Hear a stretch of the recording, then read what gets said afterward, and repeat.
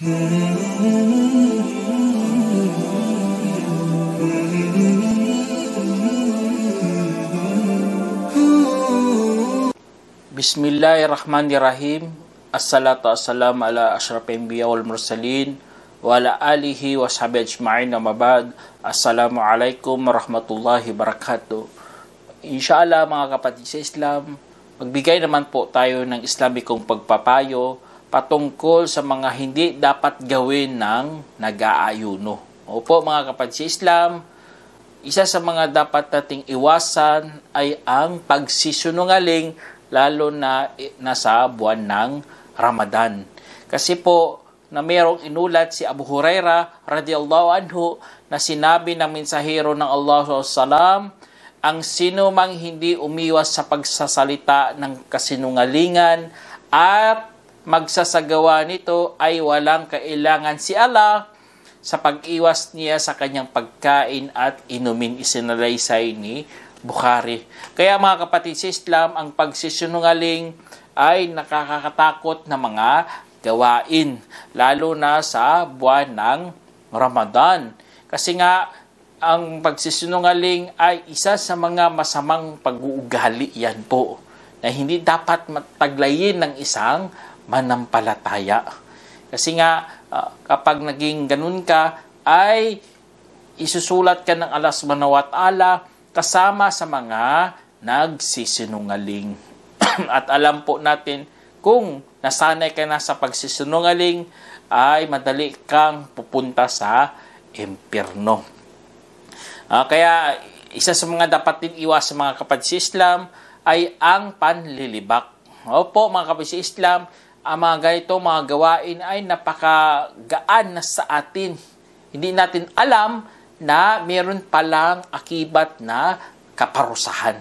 Katulad sa sinabi ng Allah subhanahu wa ta'ala sa banal na Quran, Ya ayyuhalladhina amanu istanibu kathira minadh-dhann inna ba'da dhanni ithim.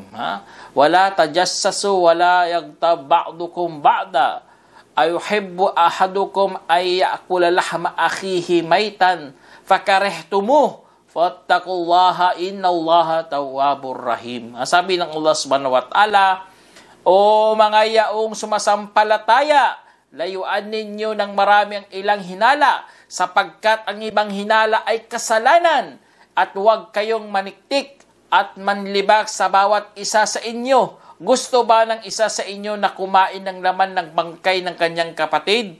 Katiyakan ito ay inyong kasusuklaman, kaya matakot kayo kay Allah. Katotohanan si Allah ang tumatanggap ng pagbabalik loob, ang mahabagin. Allahu musta'an mga kapatid sa Islam. Kapag ang tao nasanay na sa panlilibak, lahat-lahat na gusto niya libakin lahat kasi nga gusto niya ipakita na siya'y pinakamabuti, siya pinakamahusay, siya ang pinakamatalino, siya ang pinakamagaling, yun, nakakatakot yung mga kapatid. Sinisiraan mo ang iyong kapwa para iangat mo lang iyong sarili. Kaya po ang panlilibak ay nakakatakot mga kapatid kasi nga hinilimbawa ito sa pagkain ng iyong bangkay na kapatid. Siyempre, kung kakain ka, kasusuklaman mo talaga ito. Kaya layuan mo yan kasi nga, ikaw nga mismo, alam mo na ito ay nakakasuklam ng mga bagay-bagay. Lalo kakainin mo bangkay ng iyong kapatid. Kaya isa sa mga dapat ding iwas sa mga kapatid, ang paninirang puri sa iba. Tinatawag nating namima. Kasi nga ito mga gawain na ito, mga namima na ito, napakalaking kasalanan ito. Kasi nga merong isang hadith na inulat ni Ibn Abbas radhiyallahu anhu na dumaan ang propeta sallallahu sa isang taniman sa Madina o sa Makkah at meron siyang narinig na dalawang tao na pinaparusahan sa kanilang mga libingan. Sabi ng propeta sallallahu pinaparusahan silang dalawa at hindi sila pinaparusahan kundi sa malaki. At saka kanyang sinabi, oo, ang isa sa kanila ay hindi nag-iingat sa kanyang pag-ihi at ang iba naman ay lumalakad sa paninirang puri sa iba. At pagkatapos, humiling siya ng isang dahon ng datilis at saka hinati ito sa dalawa at inilagay sa bawat libingan ng isang piraso. Merong nagsabi sa kanya, O mensahero ng Allah, bakit mo iyan ginawa? Sabi, sakali ito ay magpagaan sa kanilang dalawa hanggang hindi ito natuyo o hanggang sa tumuyo. Isinalaysay ni Bukhari at Muslim. Kaya mga kapatid sa Islam, tandaan nyo, kapag mayroong nabanggit na kaparusahan, lalo na silibingan, ito ay tinuturing na malaking kasalanan. Kaya po, iwasan po natin ang panamima o paninirang puri sa iba. Kasi nga, bakit mo sila sisiraan ng puri? Gusto mo kasi pag-away-awayin ng mga tao na yun. Ang dalawang grupo na nagmamahalan. Pero ikaw, nandoon ka para siraan ang kanilang mga relasyon. Para ang kanilang ugnayan ay napapalayo sila sa bawat isa. Kaya po, ang paninirang puri ay napakalaking kasalanan to. Na halimbawa dito sa kasama sa mga umiihi na hindi umiiwas. Kaya po mga kapatid sa Islam, tandaan po natin na iwasan ito lalo na sa buwan ng Ramadan.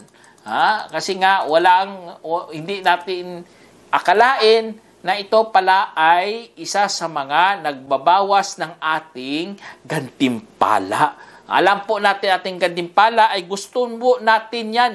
Lalo na sa araw ng paghuhukom. Tatanggapin ng awa ng Allah subhanahu wa ta'ala ang ating mga pinaghihirapan dito sa mundo. Mga ating mga sakripisyo. Tapos isa sa mga dapat iwasan din mga nag-aayon ng mga kapatid, ang pagiging bastos sa pananalita. Katulad sa inulat ni Abu Hurairah radhiyallahu anhu na sinabi ng mensahero ng Allah SAW, ang pag-aayuno ay panangga. Kaya huwag maging malaswa at huwag magmaang-maangan. At kung merong taong umaway sa kanya o nagmura, kanyang sasabihin, tunay ako ay nag-aayuno ng 2 bisis. Sumpa sa yaong ang aking nasarili ay nasa kanyang kamay. Ang mabahong amoy ng bunganga ng nag-aayuno ay mas mabango pa kay Allah kaysa amoy ng pabango. Dahil iniwanan niya ang kanyang pagkain at inumin at pagnanasa dahil sa akin. Kaya ang pag-ayuno ay para sa akin at ako mismo ang maggagatimpala rito. At isang kabutihan ay 10 ang katumbas nito. Kaya mga kapatid sa Islam, ito po ay patunay na dapat nating iwasan ang mga pagiging bastos. Katulad na lang ng pagsasalitaan ng kalaswaan, pagsisigaw, pagmumura, pag-aaway, pagsusumpa at kabaliwan. Kaya ito mga kabastusan po ito sa pananalita. Dapat iwasan. Kaya dapat halos bantayan niya po ang kanyang dila. Ito po ay pagsasanay. Ang buwan na ito ay pagsasanay sa paggawa ng mabuting gawa at pag-iwas sa mga kasalanan. Kaya po mga kapatid sa Islam, huwag po nating pabayaan ang ating sarili na hindi po tayo makakuha ng mga gantimpala lalo na sa araw ng paghuhukom. Tapos isa sa mga dapat nating isipin mga kapatid sa Islam, ang pag-aayuno ay hindi lamang gutom at uhaw. Katulad sa inulat ni Abu Hurairah radhiyallahu anhu na sinabi ng mensahero ng Allah SAW, hindi ang pag-aayuno sa pagkain at pag-inom lamang, bagkus ang pag-aayuno ay mula sa walang kabuluhan na salita at kalaswaan. At kapag ikaw ay minura ng sinuman o hindi naging matino sa iyo, iyong sabihin, tunay ako ay nag-aayuno, isinalaysay ni Baihaqi. Kaya po mga kapatid sa Islam, ito po dapat gawin ng isang nag-aayuno. Kapag inaaway siya, mas mainam sabihin niya, tunay ako ay nag-aayuno. Para ikaw mismo umiwas sa kaguluhan. At alam po natin, mahirap minsan hawakan ang ating dila. Kaya mas mainam, kapag medyo nakakahalata ka na, mayroon ka nang nararamdaman, umiwas ka na kaagad. Ayun ang pag-aayuno mga kapatid sa Islam. Kaya Allahu Akbar sa mga itinuro ng ating mahal na propeta Muhammad sallallahu alaihi wasallam. At tapos isa sa mga dapat nating isipin mga kapatid sa Islam, na wag niya pong isipin na kakain na siya at uminom sa umaga ng Ramadan. Tingnan nyo, kahit isip lang mga kapatid. Iisipin mo, sisirain mo pag-aayuno mo. Ha? Sira na kaagad ang iyong pag-aayuno. Dapat ang pag-aayuno mula sa bukang liwayway hanggang sa paglubog ng araw. Ganon din ang ating isipan. Ha? Mula sa bukang liwayway hanggang sa paglubog ng araw. Hindi pwede na ang isip mo, kumakain ka na. Hindi. Kung mag-isip ka ng kakain ka sa gabi. Yun na pwede yung anong kakainin ko sa iftar, ano lutuin ko para kainin ko mamaya sa iftar. Yun, wala problema yun. Pero kung nag-isip ka na, mga 12 o'clock ng hapon, doon ka nag-isip, kakain ako. Kahit hindi ka kumain, nasira na po ang iyong pag-aayuno at kailangan mong bayaran sa sunod na araw. Ganun po ang hatol sa mga sumisira ng pag-aayuno kahit sa kanilang pong isipan lamang. At isa sa mga tandaan po natin mga kapatid na may mga taong walang saysay kanilang pag-aayuno. Katulad sa inulat ni Abu Hurairah radhiyallahu anhu na sinabi ng mensahero ng Allah sallallahu baka sa nag-aayuno ay wala siyang mapapala sa kanyang pag-aayuno maliban sa gutom, at baka sa nagdarasal ay wala siyang mapapala sa kanyang pagdarasal maliban sa puyat. Isinalaysay ni Baihaqi. Kaya ito mga kapatid, kasi nga gawa ka ng kabutihan, meron ka ng gantimpala, pero gumagawa ka ng kasamaan. Kaya ang kasamaan po, kumukuha yan ng kabutihan hanggang maubos ang iyong gantimpala. Ganun pala yung mga kapatid. Kasi nga alam mo naman po natin sa araw pag kung meron timbangan doon, kung ano ang mabigat, doon ka hahatulan. Kung mabigat ang kabutihan mo, hatulan ka po ng paraiso. Pero kung naging mabigat ang paggawa mo ng kasamaan at naging magaan ang iyong kabutihan, doon ka patatapunin ni Allah subhanahu wa ta'ala sa impyerno. Kaya po mga kapatid sa Islam, ingat po tayo. Kasi nga may mga pag-aayuno na walang saysay. Kasi nga dahil yan sa kanilang mga pinanggagawa kasi. Tapos ingatan din ng isang mga Muslim kapag makarinig na po ng adan sa Fajr. Ibig sabihin, bukang liwayway na po yan. Wag na wag ka nang kumain. Kasi nga, utos ng Allah subhanahu wa ta'ala, وَكُلُوا وَاشْرَبُوا حَتَّى يَتَبَيَّنَ لَكُمُ الْخَيْطُ الْأَبْيَضُ مِنَ الْخَيْطِ الْأَسْوَدِ مِنَ الْفَجْرِ ثُمَّ أَتِمُّوا الصِّيَامَ إِلَى اللَّيْلِ. Sabi ng Allah subhanahu wa ta'ala, at kumain kayo at uminom hanggang maging malinaw sa inyo ang puting sinulid kaysa itim na sinulid sa bukang liwayway at sa katapusin ninyo ang pag-ayuno hanggang sa gabi. Kaya mga kapatid sa Islam, kapag nakarinig siya ng adan, ay dapat iwasan niya na po kagad ang pagkain at pag-inom. Ngunit mayroong mga pagkakataon na pwede siyang uminom.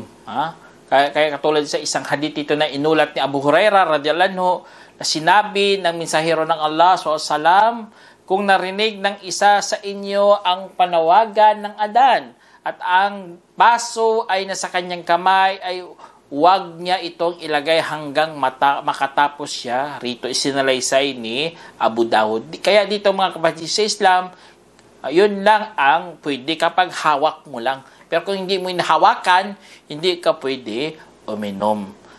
Kasi nga isa sa mga ano na yan, hindi na pwede kasi nga lumabas na po ang bukang liwayway.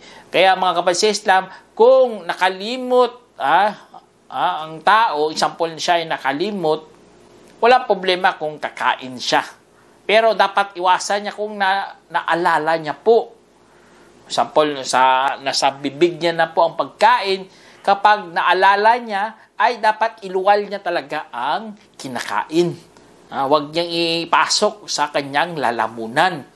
Kaya tulad sa inulat ni Abu Hurairah radhiyallahu anhu, na sinabi ng propeta SAW, kapag siya'y nakalimot at saka nakakain at uminom, kailangan niyang tapusin ang kanyang pag-aayuno dahil tunay pinakain siya ng Allah at pinainom, isinalaysay ni Bukhari. Kaya dito sa hadith na ito, kapag siya'y nakalimot, kahit nabusog pa siya o nawala ang kanyang uhaw, basta nakalimot, insyaAllah, ipatuloy niya lang po ang kanyang pag-aayuno. Kasi si Allah mismo ang nagpakain sa kanya at nagpainom.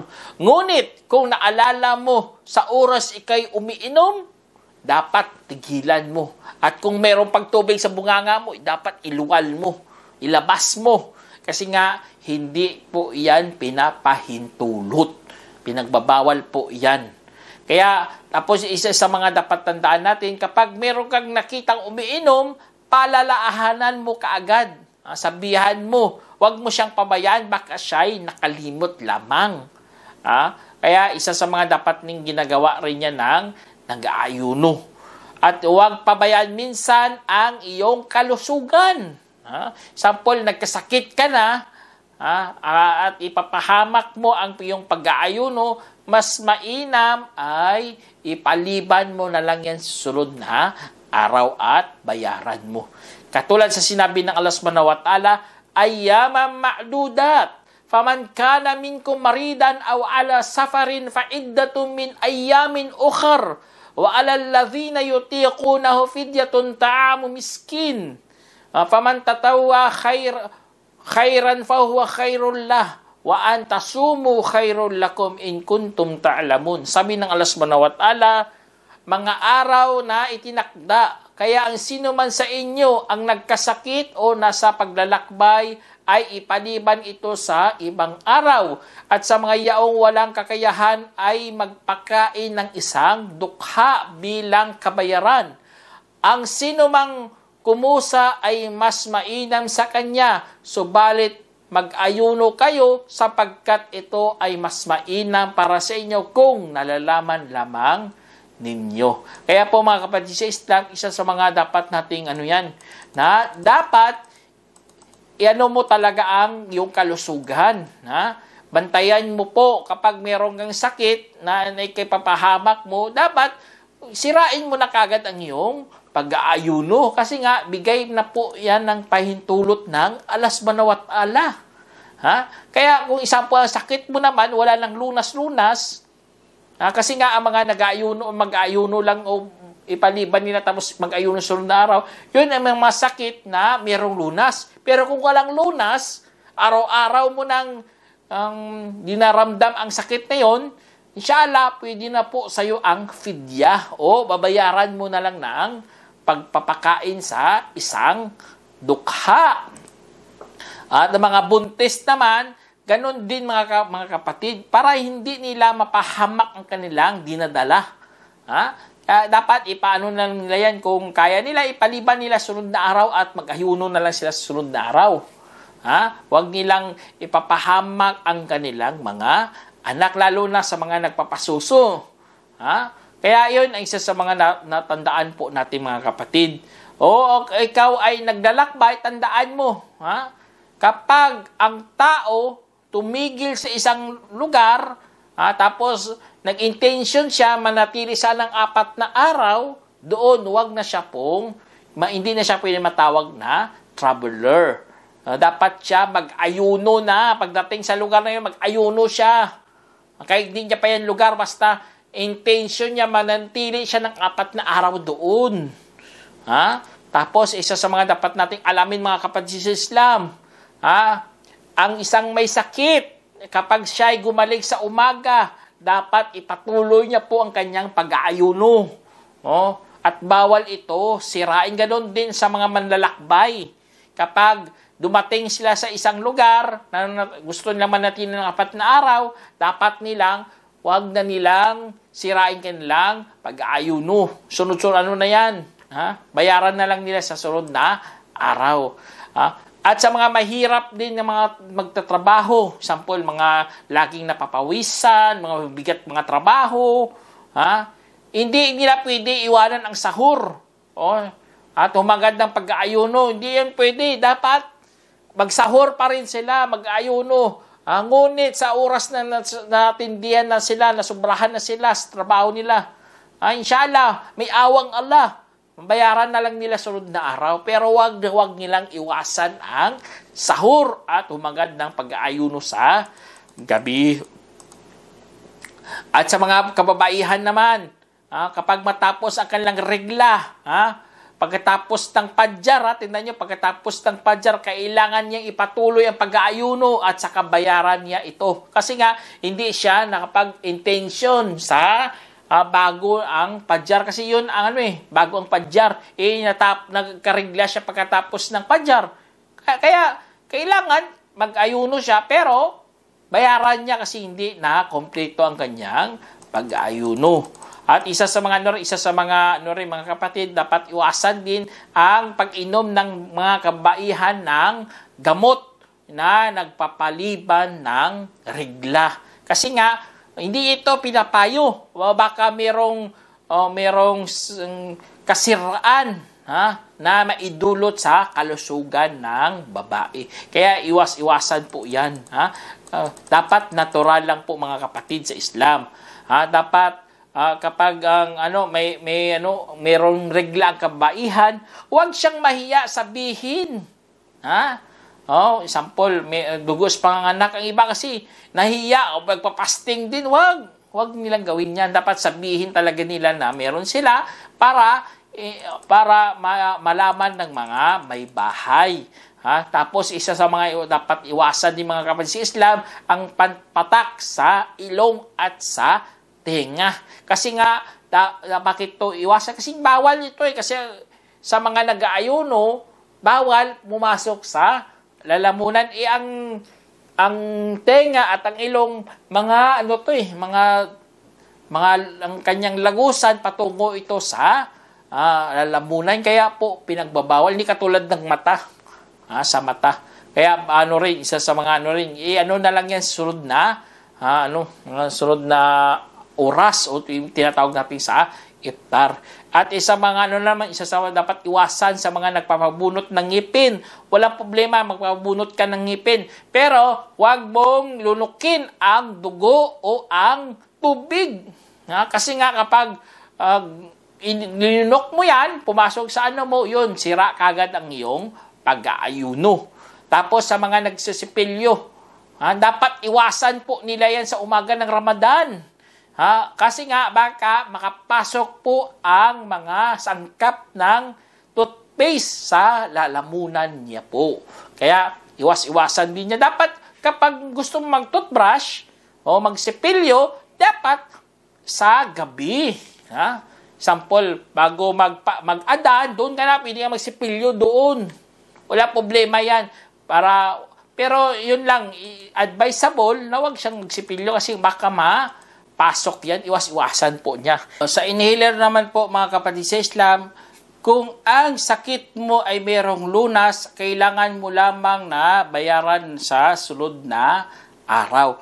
Ngunit, ang may sakit talaga sa baga at araw-araw mo na talaga ginagamit ang inhaler, ay doon mo po ay magpapakain ka na lang ng isang dukha araw-araw. Kasi nga, ang inhaler po ay pumapasok talaga yan sa lalamunan. Kaya po, yun, nakakasira yun ng pag-aayuno. Kaya, tapos isa sa mga dapat iwasan ng mga Muslim, ang pagsinghot ng tubig ng sobra. Lalo na sa pagwudu. At tulad na sinabi inulat ni Lakit bin Sabira radhiyallahu anhu na sinabi ng mensahero ng Allah SAW, pasubrahan mo ang pagsinghot maliban kung ikaw ay nag-aayuno. Isinalaysay ni Abu Dawud at itinama ni Albani. Kasi nga, syempre naman nag-aayuno ka tapos yun pang igagawin mo pang para makainom kayo, damihan mo tubig sa pagmumove mo. Tapos iano mo, intentionally na yun, sisirain mo. Kaya para iwas-iwas, yun, yung payo ng propeta, huwag mong pasubrahan. Kasi nga, yun, nakakasira po yun ang pag-aayuno. Kasi kung nakapasok sa lalamunan. Tapos, ang dapat iwas-iwasan din ng mga nag-aayuno, mga kapatid, ang pagtikim sa niluluto. At alam po natin, wala problema yan kapag hindi pumasok sa lalamunan. Pero dapat iwasan yun ng mga Muslim, lalo na sa mga nagluluto. Kasi nga, baka masira ang kanilang pag-aayuno kapag ito ay umabot sa lalamunan. At isa sa mga dapat iwasan mga kapatid, ang paninigarilyo. At alam po natin yung paninigarilyo ay haram na po yan. Lahat halos sa mga ulama, kahit Muslim man, di Muslim, alam na nila ang paninigarilyo ay nakakasira yan sa kalusugan. Kaya ang mga usok na ito ay sinadya mo pinasok sa iyong katawan, sa iyong lalamunan, ito po ay nakakasira ng pag-aayuno. Kaya po, iwasan mo yan. Kahit alam mo kasalanan yan, kung naninigarilyo ka, ay iwasan mo kasi nga malaking yan, problema yan kasi nga nasisira ang iyong pag-aayuno. At isa sa mga iwasan din ng mga nag-aayuno mga kapatid, ang pagpaligo sa palanguyan o sa mga swimming pool. Wala problema maligo, pero nakakatakot lang dyan, baka papasok ang tubig sa iyong lalamunan. Lalo na nagda-dive ka, sarap na ng swimming mo. Iwasan mo yan kasi nga baka masira lang ang iyong pag-aayuno. At isa sa mga dapat iwasan din mga kapatid sa Islam, ang paglunok ng plema. Kasi nga ang plema po mga kapatid ay isa sa mga nilalabas po yan ng katawan. Kaya nakakadiri na yan. Tapos nilulukin mo pa. Kapag nilulok mo yan, sira talaga ang iyong pag-aayuno. At tandaan mga kapatid sa Islam, iwasan po natin na ipaliban lagi ang mga utang natin na ayuno. Kasi nga, sinabi ng Propeta Salam, ang utang sa Allah ay higit na karapat-dapat na bayaran. Kaya po, babayaran po natin ang ating pag-aayuno at huwag nating pabayaan nating sarili na wala tayong alam sa mga dapat nating iwasan. Hanggang dito na lang po. Sana meron kayong napulutang aral. Assalamualaikum warahmatullahi wabarakatuh.